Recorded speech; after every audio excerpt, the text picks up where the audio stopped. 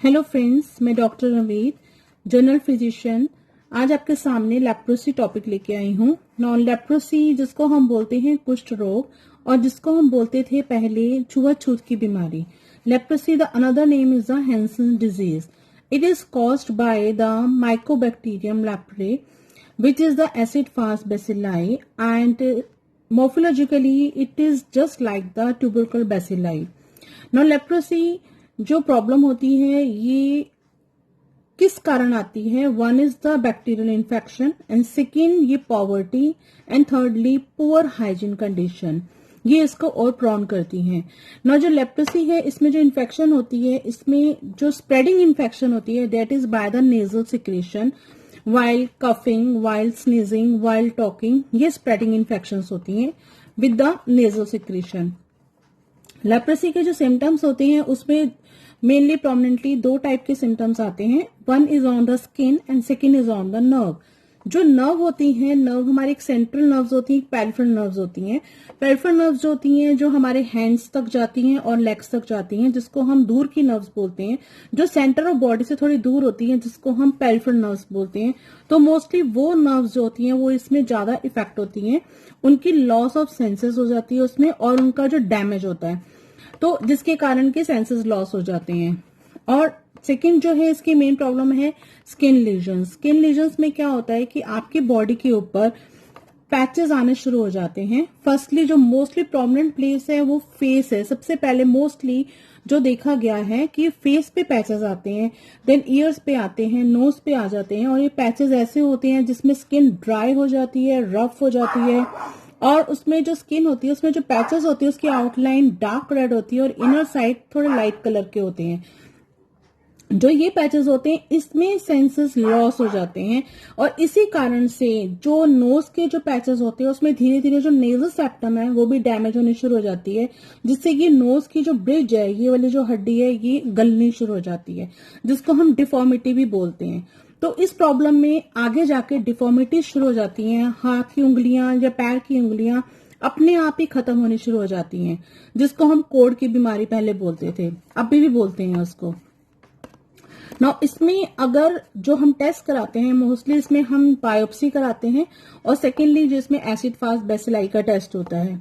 ना इसमें अब ये क्यूरेबल है, क्योंकि अगर हम इसको स्टार्टिंग में ही देख लेते हैं, और इसको एक और देखने का बहुत ही डायग्नोस्टिक पॉइंट ऑफ व्यू से है कि जो हमारी अल्नर नर्व होती है, ULNAR अल्नर नर्व, जो कि हमारे यहाँ पे एल्बो जॉइंट के ऊपर, अगर हम लिटिल फिंगर के साइड पे चलते हैं और एल्बो जॉइंट से ऊपर उसको टच करके देखेंगे तो जो अल्नर नर्व है वहां पे स्वेलिंग हो जाएगी और वो प्रोमिनेंट हो जाएगी।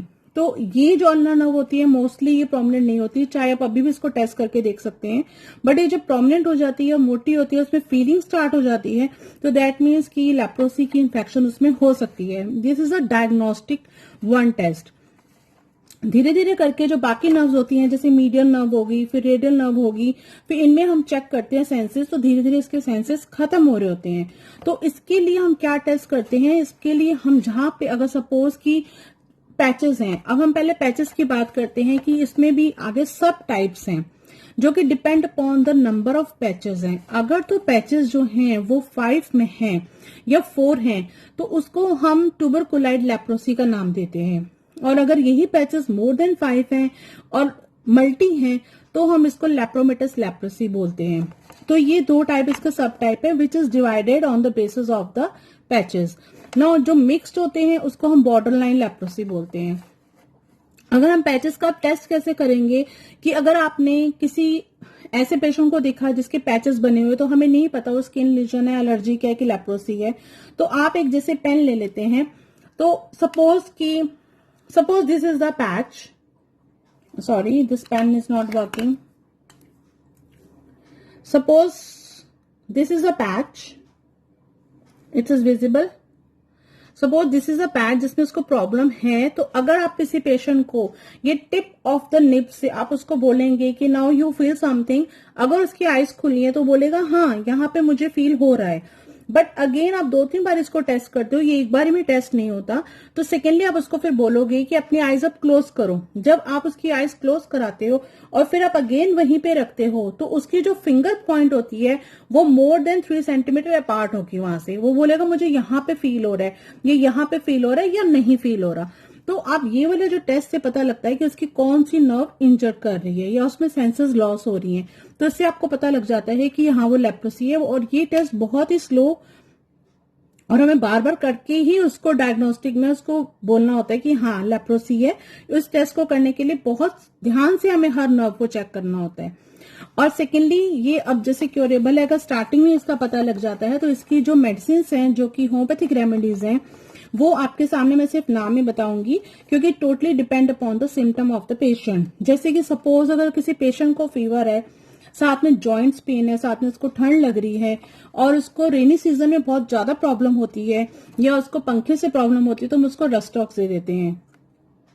तो ऐसी और होती हैं जैसे मक्सॉल में सिम्टम्स अलग हो जाते हैं, जैसे कि मुंह से रात को पानी आता है पेशेंट के और उसको कभी ठंड लगती है, कभी उसको गर्मी लगती है और उसको प्यास इतनी ज्यादा लगती है in spite of wetty mouth. तो ये जो सिम्टम्स होते हैं with the symptom of pain, with the symptom of loss of senses, तो उसको मक्सॉल देते हैं। तो टोटली होम्योपैथिक जो हमारी होती है वो totally depend upon the symptom of the patient है। जो मेन जो मेडिसिन है that is also called hydrocotyle asiatica. ये जो दवाई होती है ये लेप्रोसी के पेशेंट में बहुत ही अच्छा काम करती है। तो आप इसको स्टार्टिंग में with the help of other medicine हम इसको यूज कर सकते हैं। जो बाकी जो मेडिसिन है उसमें आर्सेनिक आ जाती है, मक्सोल है, रस्टॉक्स है और हाइपेरिकम बहुत अच्छी दवाई है जिसमें कि लॉस ऑफ सेंसेस होते हैं because of the nerve injury और द नर्व डैमेज। तो ये जो मेडिसिन है और साथ में इसकी जो और मेडिसिन है एनाकार्डियम भी हम दे सकते हैं।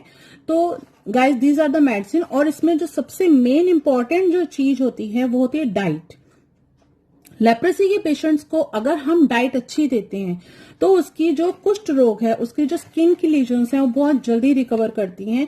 और ये डाइट प्लान में सबसे पहले हमारे विटामिन आते हैं। इसमें vitamin A, vitamin B, vitamin C, vitamin D and vitamin E, इन सबकी जो मात्रा होती है वो वेल बैलेंस जानी चाहिए। जैसे कि आपको पता है कि विटामिन ए गाजर में है, एप्पल में है और ये ग्रीन चिली में है।